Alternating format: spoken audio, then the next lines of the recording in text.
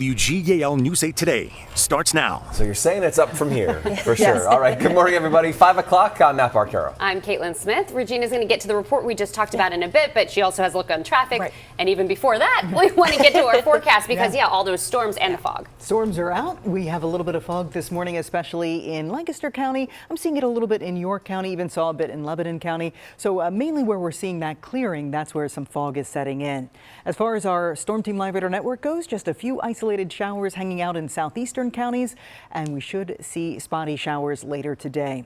Temperature-wise, 40s and 50s on our temperature map. We're at 52 in Harrisburg, 51 in Chambersburg, 44 though in Selinsgrove. And look at our 12-hour forecast. The clouds will fill back in. They'll hang tough throughout the day. That's going to keep us in the 50s for our highs. Our average high is 73 degrees, but we won't get there until we get to the weekend, and we'll be above that actually. Yeah, then we soar. Next week we could be in the 90s. And that's early, right?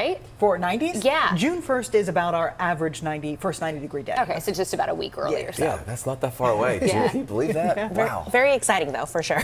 All right, 5:01 on the clock, everyone, on your Thursday morning, and hopefully everybody got some rest. I know it was kind of loud out there overnight, especially where I am living, so it was something to experience for sure. Right now, good news is no crashes across the Susquehanna Valley. You're good to go at 5:01. Want to give you a peek from our live PennDOT cameras across the Susquehanna Valley. With that fog, some people are experiencing. Effort to Lancaster County, you can see a little bit of fog there, 222, 322. Sprague-Sperry Township in York County, though, looking okay. Route 30 at Mount Zion Road there. If you're traveling through Dauphin County, Susquehanna Township, I-81 there, exits 67B. You can see not too bad there in Dauphin County. In Cumberland County, too, you can see a little bit of fog if you're headed through East Pennsboro Township. And some drive times for you if you're heading into York from York Split, 17-minute drive there. We'll have another update in just a bit. This has been a Lancaster Toyota traffic report.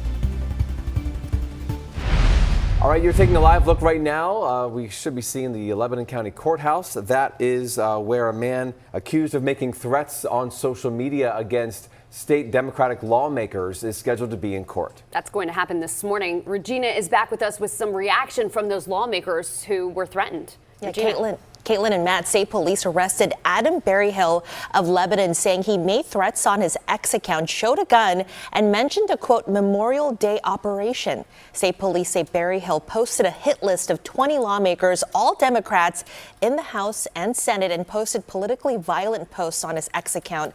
Among them was Senator Steve Santasiero and Senator Judy Schwenk, who both serve districts in Bucks County.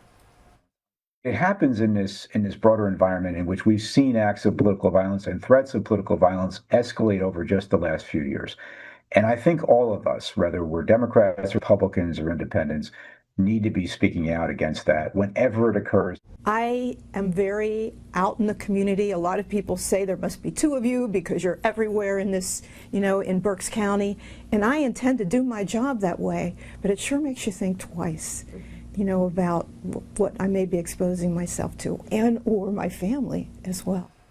Governor Josh Shapiro, whose official residence was targeted in a firebombing last year, said his administration would work with lawmakers to protect them. Lawmakers found out about those threats yesterday, even though the suspect was arrested last week. In a statement to News 8, Senate Republicans noted the delay in notifying the threats, saying, quote, the communication processes between state police and the sergeants at arms in the House and Senate chambers are currently under review and being updated to ensure legislators are immediately contacted and made aware of any threats as we would have expected to have occurred. The suspect, Adam Berryhill, is due to appear at the Lebanon County Courthouse at 8 a.m. News 8 will have a crew there and will bring you any updates on air and online.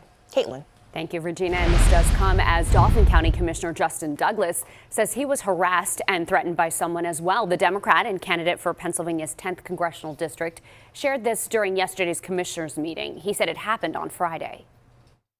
The interaction included repeated intimidation and threatening language, clearly meant to communicate the ability to do harm to me. He said in part, and I quote, I can touch you everywhere. I can touch you everywhere. I'm a mother blanking gangster, end quote. And I want to be clear that I do not want retaliation or hostility directed toward anyone involved. It is in the hands of law enforcement now and will be handled through the proper channels. Violence and intimidation have no place in our communities or our politics. Douglas did not name the person involved.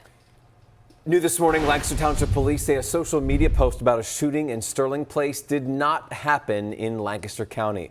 Police say they determined that some information that was shared on social media was not true, saying the actual shooting happened in another state. Officers say that there have been no confirmed shootings in the Sterling Place area connected to that social media post. Police say this is a reminder, though, to be cautious when you're sharing information that's not verified on social media. Also in Lancaster County, the coroner says the death of a 5-month-old at a hotel in Lake Hawk Township was an accident and the baby drowned. State police say the baby died inside a hotel room at the Best Western Hotel on East Newport Road Monday night and not in the pool. The baby's name has not been released. Police say the mother is cooperating. A judge sentenced a York man in connection with the death of a 5-year-old in 2019. 34-year-old Adrian Moy was sentenced to 17.5 years in prison for having a gun as a previously convicted felon and also for having cocaine with the intent to distribute it. Investigators say Moy left that boy, Elias Dowlantrum, unattended in a car on Philadelphia Street. His loaded handgun, according to police, was also in that car, and investigators say the gun accidentally went off, killing the boy. Community members in York gathered for a prayer walk in Penn Park following the deadly shooting there last week. York police say 15-year-old Daquan Harris was shot and killed at the park on the night of May 5th. Police have not said anything about arrests or suspects. Revive Ministries, that's a church in the area, organized last night's walk, saying they wanted the community to come together. We just want everybody to know that they're loved. They're noticed, they're loved, you're not forgotten, somebody does care about you.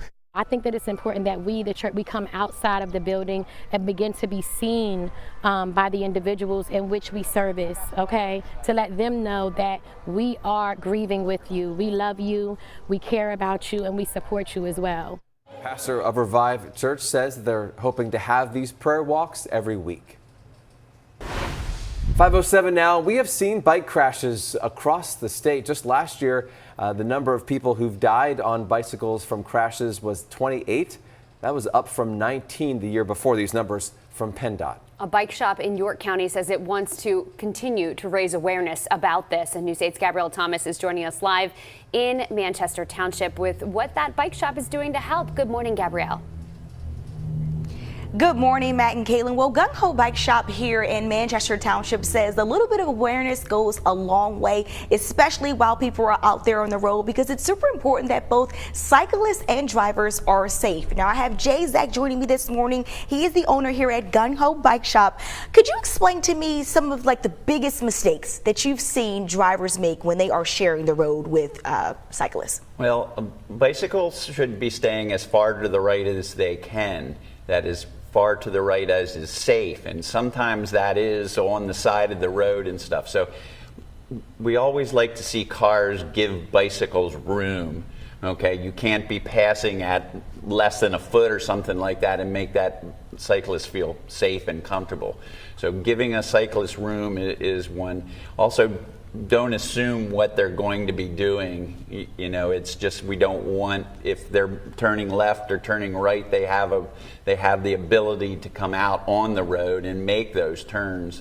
So it is just a share the road kind of thing. And what are some basic safety tips that you always follow? Because you usually ride very often, right? As much as I can. One, have that helmet on every single time. It is the biggest safety feature that you have. Be very cognizant of where cars are. You can hear them or see, if you have mirrors on your bike, you can see them and stuff. Car's going to win any altercation. Car's going to win every single time, so you don't want to have any kind of altercation. Stay as far to the right always as you possibly can. But there is times when you have to take, when it is safest to be the car, move out into the middle of the street, and because the side is too rough and it's dangerous for you, move out there and let the cars know that you're just trying to move forward and be safe. Jay, thank you for those safety tips. Well, if you would like to learn some more safety tips, I have a link on my Facebook that tells you in detail what you need to know to stay safe out there on the road, whether you are a driver or you're a cyclist. Reporting live here in Manchester Township, I'm Gabrielle Thomas, WGAL News 8. Thank you, Gabrielle. We know the weather can also impact conditions on the road. Some foggy skies in parts of the Susquehanna Valley this morning. I think this is our Lebanon skycam that we're seeing here. Yeah, we have a little bit of fog because we have some clearing, and because of the damp ground, that's why the fog has formed up where winds are light. So you can see low pressure right now moving away from us. It's going to crank up and lift up into the northeast and keep us cloudy and cool today. But this morning, we do have some breaks in the clouds. Just a sprinkle or two, an isolated shower, can't rule that out this morning. But temperatures aren't bad to take. We have some 40s northwest, 50s for most of us, 52 in Harrisburg, 51 in York, 54 degrees in Gettysburg. Wind speeds today, they're going to be coming out of the northwest at about 10 to 20 miles per hour through the afternoon. So a breezy day and a cool day. Look at the highs here. We don't get out of the 50s in most spots today. An isolated spot might hit 60, but I think as the clouds thicken up later this morning and we get that cool flow out of the north, it is going to give us our coolest day of the week. Now after today, we'll start to warm things up, especially this weekend. Stick around for the 10-day forecast. I have 80s. I even have some 90s in there, guys. Back to you. All right. Thanks, Christine, for that. Carlisle Borough leaders say that grant money from the state will be used for the next phase of a pedestrian safety project. They say this is for a stretch of Route 74 near several schools that are known for speeding and crashes. This is between Ash Avenue and Bel Air Drive. Carlisle Mayor Sean Schultz said the project will create separate spaces for walking and biking, as you see from the map here, improving safety for everybody, but especially the students in the area. A resident who used to teach at the high school says that he's worried about student safety in this area, but he's glad something's being done. Safety should be number one with everything, especially when we have kids, in a pretty active area. I'm really grateful seeing that, the community is banding together and using the grant and hopefully in this area to increase that safety. Well, Mayor Schultz says that there were more than 150 crashes in that area in the last 10 years.